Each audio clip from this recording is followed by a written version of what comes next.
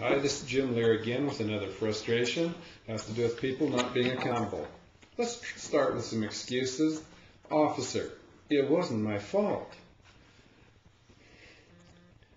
Coming home, I drove into the wrong house and collided with a tree I don't have. A truck backed through my windshield into my wife's face.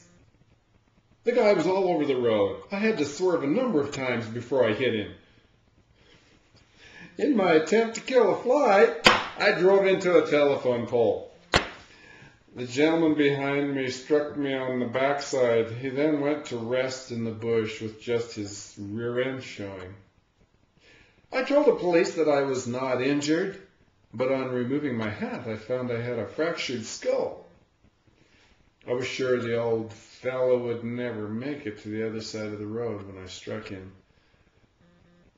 When I saw that I could not avoid a collision, I stepped on the gas and subsequently crashed into the other car. I pulled away from the side of the road, glanced at my mother-in-law in the other seat, and headed over the embankment. I had been driving my car for 40 years when I fell asleep at the wheel and had the accident.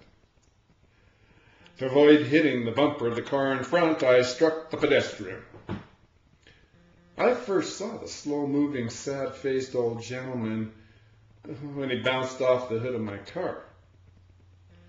The accident happened when the right front door of a car came around the corner without giving any signal. The telephone pole was approaching fast. I was attempting to swerve out of its way when it struck my front end. A pedestrian I did not see hit me, then went sliding under my car.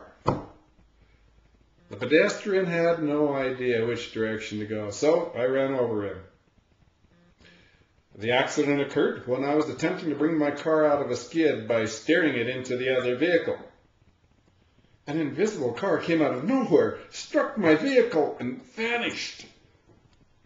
I had been learning to drive with power steering. I turned the wheel to what I thought was enough and found myself in a different direction, going in the opposite direction. Ever hear any of those excuses?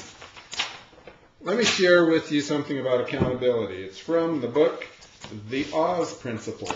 I would highly recommend this book.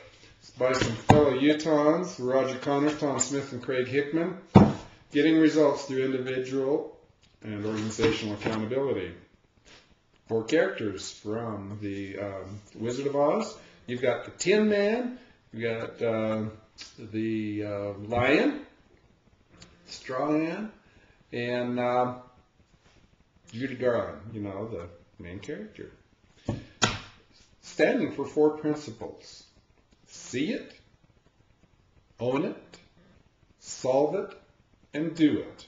So the Tin Man stands for, hey, if you've got the heart, the courage to look and see, you will realize that for which you are responsible, good and bad, in your life.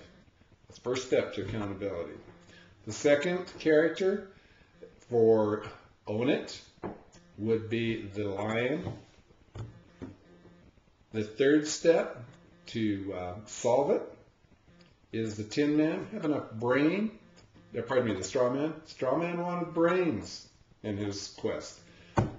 If you have the ability to use your brain to solve it, you're going to be on the road with step 3 towards accountability. Step 4 is where Judy Garland comes in, and that is doing it. All of the 3 characters I just mentioned had the belief that she could do it, even though she didn't know that she could or could not. But when you own up to it and realize that you can do it, then you can bring to pass the true accountability, which will help you realize how to move forward, get off the plateau, find the success. Give me a call and we'll help you with our accountability plan. Jim Lear, 801-390-7221. Or email me at wisebiz500k@gmail.com. wisebiz500k@gmail.com. Thanks a lot. Good talking to you. Bye-bye.